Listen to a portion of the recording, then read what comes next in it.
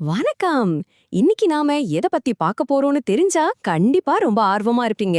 நம்ம இந்திய அரசியலமைப்போட அசைக்க முடியாத அரண், ஒரு மிகப்பெரிய பாதுகாவலன், இந்திய உச்ச நீதிமன்றம்.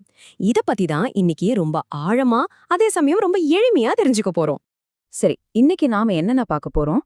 முதல்ல உச்சநீதிமன்றத்தோட ஒரு சின்ன அறிமுகம், அப்புறம் எப்படி ஒருத்தர் நீதிபதியாக முடியும், அவங்களுக்கான விதிமுறைகள் என்ன, கோர்ட்டோட அந்த 4 முக்கியமான அதிகார வரம்புகள், அப்புறம் கடைசியா உங்களோட அறிவை சோதிக்க ஒரு சின்ன டெஸ்ட்.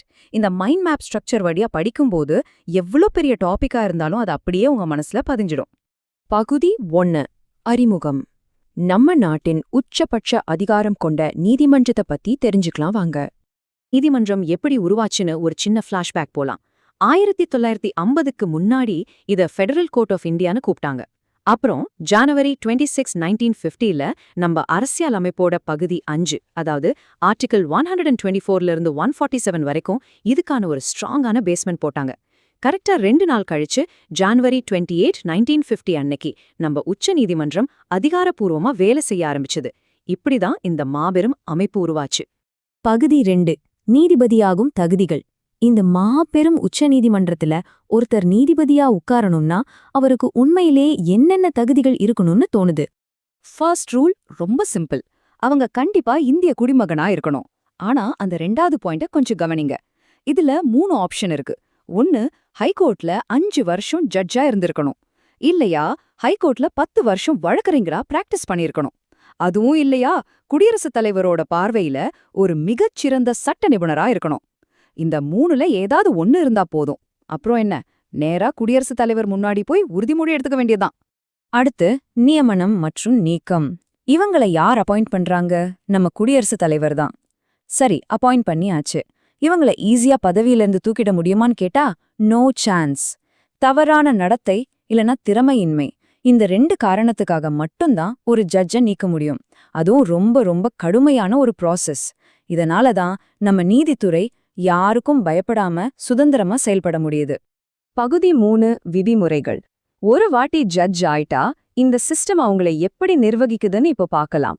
இங்கேதான் அரசியலமைப்போட மாஸ்டர் பிரெயின் வேலை செஞ்சிருக்கு. சுப்ரீம் கோர்ட் ஜட்ஜுக்குன்னு இத்தனை வருஷம்தான் பதவிக்காலம்னு எந்த ஒரு ஃபிக்ஸட் டைமும் கிடையாது. ஆனா 65 வயசு வரைக்கும் அவங்க பதவியில இருக்கலாம். ஒருவேளை அவங்களே ரிசைன் பண்ண நினைச்சா குடியரசுத் தலைவர்கிட்ட லெட்டர் கொடுக்கலாம். இவங்களை நீக்கணும்னா நாடாளுமன்றத்தோட பரிந்துரைப்படி குடியரசுத் தலைவர் தான் ஆக்ஷன் எடுக்க முடியும். இவங்களோட சம்பளம், அலவன்ஸ் எல்லாத்தையும் ஆர்டிகிள் 125 படி நாடாளுமன்றம் முடிவு பண்ணும். பவர் பேலன்ஸ் எப்படி பக்காவா மெயின்டைன் ஆகுது பாத்தீங்களா? பகுதி 4. 4 அதிகார வரம்புகள். கோர்ட்டோட உண்மையான பவர் என்னன்னு இப்போதான் நாம பார்க்க போறோம். இது ரொம்ப ரொம்ப முக்கியமான பகுதி. முதலாவது அசல் அதிகார வரம்பு, அதாவது ஒரிஜினல் ஜூரிஸ்டிக்ஷன், ஆர்டிகிள் 131. இப்போ மத்திய அரசுக்கும் ஒரு மாநிலத்துக்கும் நடுவுல சண்டை, இல்ல 2 மாநிலங்களுக்கும் நடுவுல பிரச்சனைன்னு வச்சுக்கோங்க. அதை யாரு தீர்த்து வைப்பா? சுப்ரீம் கோர்ட் மட்டும்தான். இது அவங்களோட பிரத்யேகமான உரிமை. வேற எந்த கோர்ட்டும் தலையிட முடியாது.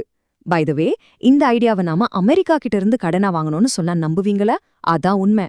2வது பவர் நீதி பேராணை அதிகார வரம்பு, அதாவது ரிட் ஜூரிஸ்டிக்ஷன், ஆர்டிகிள் 32.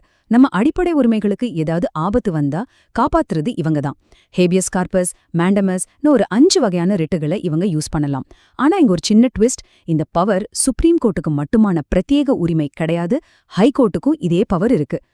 3வது மேல்முறையீட்டு அதிகார வரம்பு. கீழ்கோர்ட்ல இருந்து வழக்குகள் எப்படி சுப்ரீம் கோர்ட்டுக்கு வருதுன்னு சொல்றதுதான் இது. அரசியலமைப்பு, சிவில் இல்லனா கிரிமினல் வழக்குகள்ல இவங்க அப்பீல் கேட்கலாம். ஆனா சும்மா எடுத்த உடனே போக முடியாதுங்க. இந்த வழக்குல ஒரு கணிசமான சட்ட கேள்வி இருக்குன்னு ஃபர்ஸ்ட் ஹைகோர்ட் ஒரு சர்டிபிகேட் தரணும். அப்பதான் இது செல்லுபடி ஆகும். அப்படியே ஆர்டிகிள் 136ல வர்ற ஸ்பெஷல் லீவ் பெட்டிஷன் பத்தி சொல்லியே ஆகணும். இது ரொம்ப ரொம்ப பவர்ஃபுல். சோ இங்க கவனிக்க வேண்டிய விஷயம் என்னன்னா, இது நம்ம உரிமை கிடையாது, இது சுப்ரீம் கோர்ட்டோட முழுமையான விருப்பம். இந்தியால இருக்கிற எந்த ஒரு கோர்ட் தீர்ப்புக்கும் எதிரா, அது சிவில், கிரிமினல், டாக்ஸ்னு எந்த மேட்டரா இருந்தாலும் இவங்க தலையிடலாம். ஆனா ஒரே ஒரு பெரிய லிமிட் இருக்கு. ஆயுதப்படைகள், அதாவது ஆர்ம்டு ஃபோர்ஸஸ் சம்பந்தப்பட்ட சட்டங்களுக்கு எதிரா மட்டும் இதை யூஸ் பண்ணவே முடியாது. Strict rule. 4வதா அப்புறம் கடைசியா ஆலோசனை அதிகார வரம்பு, ஆர்டிகிள் 143. இது குடியரசுத் தலைவருக்காகவே உருவாக்கப்பட்ட ஒரு தனித்துவமான ஆப்ஷன். ஏதாவது ஒரு சிக்கலான சட்டம் பத்தி டவுட் வந்தா குடியரசுத் தலைவர் நேரா சுப்ரீம் கோர்ட்டு கிட்ட லீகல் அட்வைஸ் கேட்கலாம். ஆனா இங்கதான் ஒரு சுவாரஸ்யமான கேட்ச் இருக்கு. சிச்சுவேஷன் 1, பொதுமான ஒரு சட்ட பிரச்சனை பத்தி அட்வைஸ் கேட்டா சாரி நாங்க சொல்ல முடியாதுன்னு சுப்ரீம் கோர்ட் மறுக்கலாம், அது அவங்க இஷ்டம். ஆனா சிச்சுவேஷன் 2, நம்ம அரசியல் அமைப்பு உருவாவதற்கு முன்னாடி போட்ட ஒப்பந்தங்களை பத்தி ஏதாவது கேட்டா கோர்ட் கண்டிப்பா பதில் சொல்லியே ஆகணும், வேற வழியே இல்ல. எப்போ எஸ் சொல்லணும், எப்போ உங்களுக்கு சாய்ஸ் இருக்குன்ற இந்த வித்தியாசம் செம இன்ட்ரெஸ்டிங்கா இருக்குல்ல. பகுதி 5, அறிவை சோதிப்போம். இவ்ளோ நேரம் நம்ம பார்த்தத வச்சு ரியல் எக்ஸாம் கேள்விகளை உங்களால அட்டென்ட் பண்ண முடியுமான்னு கொஞ்சம் யோசிச்சு பாருங்க. ஏதோ உங்களுக்கான ஒரு பிரிலிம்ஸ் கேள்வி. மத்திய அரசுக்கும் மாநிலங்களுக்கும் இடையிலான மோதல்களை தீர்க்கிற சுப்ரீம் கோர்ட்டோட பவர் எதன் கீழ் வரும்? அட்வைசரியா, அப்பலேட்டா, ஒரிஜினலா இல்ல ரிட் ஜூரிஸ்டிக்ஷனா? கொஞ்சம் யோசிங்க. நம்ம அமெரிக்கா கிட்ட இருந்து காப்பி அடிச்சோன்னு சொன்ன அந்த பிரத்யேகமான பவரை ஞாபகம் கொண்டு வாங்க. எக்ஸாக்ட்லி, அது அசல் அதிகார வரம்பு, அதாவது ஒரிஜினல் ஜூரிஸ்டிக்ஷன். விளக்கு காட்சி உங்களுக்கு ரொம்பவே யூஸ்ஃபுல்லா இருந்திருக்கும்னு நம்புறேன். அடுத்த முறை இன்னொரு சுவாரஸ்யமான டாபிக்கோட சந்திப்போம். தொடர்ந்து கத்துக்கிட்டே இருங்க.